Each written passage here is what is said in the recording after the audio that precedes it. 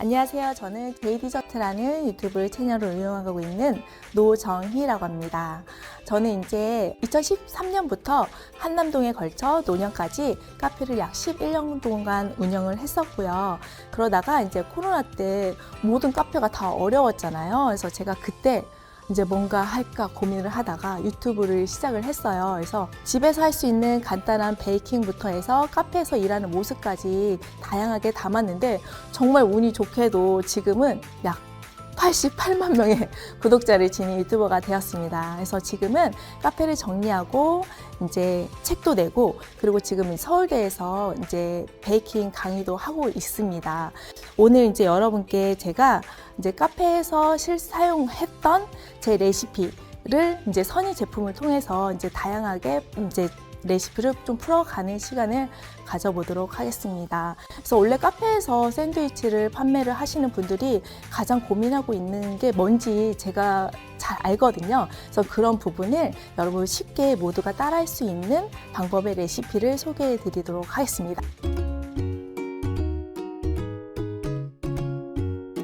이번 샌드위치는 선희 재료를 이용해서 햄치즈 샌드위치를 만들어 볼게요. 원래 햄치즈 샌드위치가 제가 가게를 하면서도 제일 많이 판매됐던 샌드위치 중에 하나인데요. 가장 기본 중에 기본이 약간 조화를 어떻게 하냐에 따라 다른 맛을 내거든요. 그래서 가장 깔끔하고 모든 분들이 좋아할 수 있는 밸런스를 이용해서 한번 만들어 보도록 하겠습니다. 네, 먼저 스프레드를 만들어 볼게요. 그래서 햄치즈 샌드위치의 스프레드로 머스터드 소스를 만들 건데 지금 가장 기본이 되는 게 홀그레인 머스터드예요. 그런데 이 홀그레인 머스터드가 지금 두 가지가 있거든요. 하나는 프렌치 스타일이고 하나는 통 그대로 그 톡톡 씹히는 식감을 좋아하시는 분들은 이거를 사용을 하시는데 저는 개인적으로 이렇게 갈려져 있는 프렌치 스타일을 좋아하거든요. 그 이유는 이 홀그레인 머스터드가 이렇게 톡톡 씹히는 맛이 좋기는 하지만 이렇게 갈려져 있어야 이 머스터드 풍미를 더 진하게 느낄 수 있거든요. 그래서 이 프렌치 스타일의 홀그레인 머스터드를 사용해 보도록 하겠습니다. 지금 보여드린 레시피는 샌드위치 하나 분량이고요. 저는 한 5개의 샌드위치를 만들기 때문에 더 많은 양을 사용하겠습니다.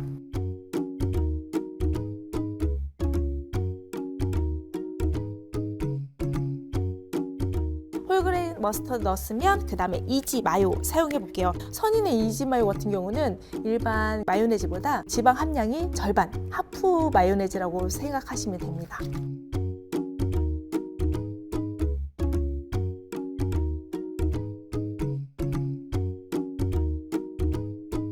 그 다음에 여기에 꿀 넣을게요.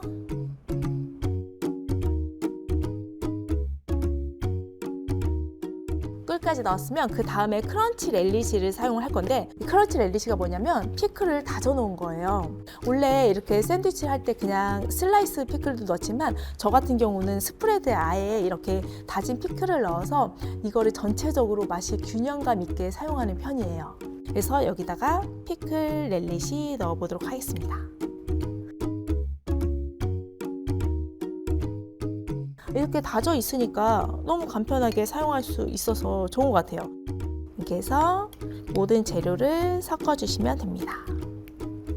자, 스프레드 완성됐습니다. 네, 스프레드를 만들었으면 이제 샌드위치를 만들어 보도록 할게요. 샌드위치에서 가장 중요한 게 바로 빵이죠. 그래서 저는 이제 그 선인에서 나온 호기빵을 사용했는데요. 자, 호기빵 같은 경우는요. 해동을 하시고 바로 사용을 할 수 있는 빵이에요. 그래서 굳이 뭐 가열을 하신다거나 그러지 않고 그냥 바로 사용을 한번 해보도록 할게요. 먼저 반절 슬라이스를 하신 다음에 겉에는 살짝 단단한 느낌이 있지만 속 안에는 엄청 부드러운 빵이에요.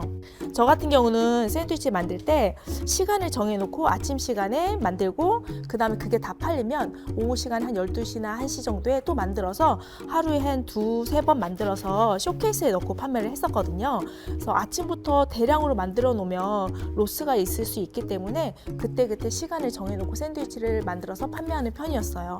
근데 만약에 주문이 들어왔다. 그때 바로 만들면 좋겠지만 사실 그런 인력이 없다면 미리 몇 개 만들어 놓고 판매를 하시면 좋습니다. 아까 만들어 놓은 스프레드를 위아래 고르고 바를게요.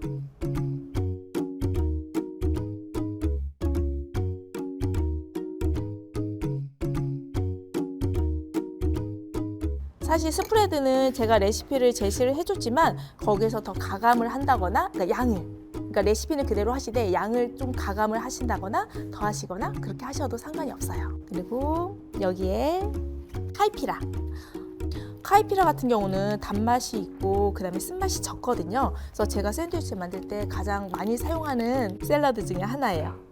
뭐 옛날에는 카이피라가 단가가 꽤 있었거든요. 근데 요즘에는 카이피라가 양상추하고 가격대가 비슷해서 사용하실 때 부담이 없으실 거예요. 그 다음에 사용할 햄은 이제 살라미 제품이에요. 비엔나 살라미라고 선인에서 나온 제품인데 이 살라미 같은 경우는 이탈리안식이 아니고 오스트리아식으로 만들어서 건조를 덜 해요. 그래서 그 겉은 쫄깃하지 않고 부드럽고 크기는 이탈리아식보다 훨씬 더 커서 샌드위치에 활용하기 좋습니다. 그래서 이것도 기호에 따라 4장에서 6장 정도 사용하시면 되는데요. 빵이 너무 작다 싶으면 한 3장 정도도 충분히 맛을 내기에 충분해요. 여기에다가 이제 달걀을 넣을 건데요. 달걀 같은 경우는 저는 어떻게 삶냐면 이제 물이 끓기 시작했을 때부터 한 12분 정도 삶거든요. 그래서 너무 오래 삶으면 안이 뻑뻑하고 이제 멍든 것처럼 되기 때문에 한 12분 정도만 삶으면 되고 물이 끓기 직전까지는 약간 그 숟가락이나 젓가락으로 이렇게 둥글려 주시는 게 좋아요. 그래야지 달걀 노른자가 딱 안으로 들어가거든요. 이렇게 해서 슬라이서를 이용해서 잘라보도록 하겠습니다.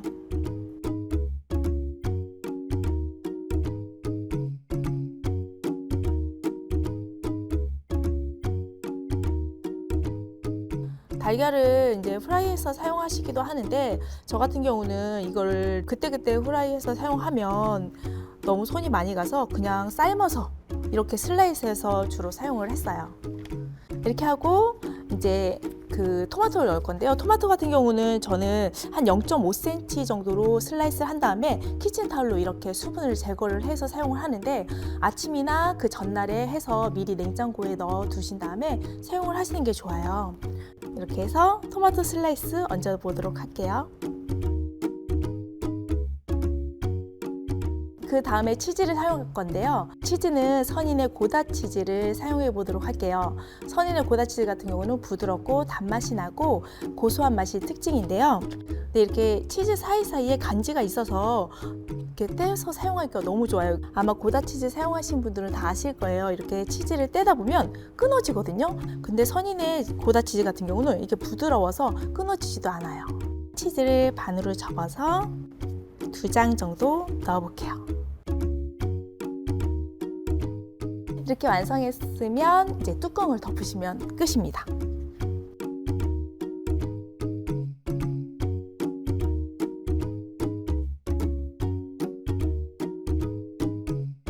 네, 이렇게 해서 햄치즈 샌드위치가 완성됐습니다. 햄치즈 샌드위치를 이렇게 호기빵으로 만들어도 좋지만 그냥 일반적으로 샌드위치를 만들고 싶으신 분은 식빵을 이용해서 똑같이 만드시면 돼요. 그래서 이렇게 호기빵 같은 경우는 기다란 케이스에 담아서 판매를 하시면 되고 그다음 샌드위치는 이렇게 해서 완성을 하면 됩니다.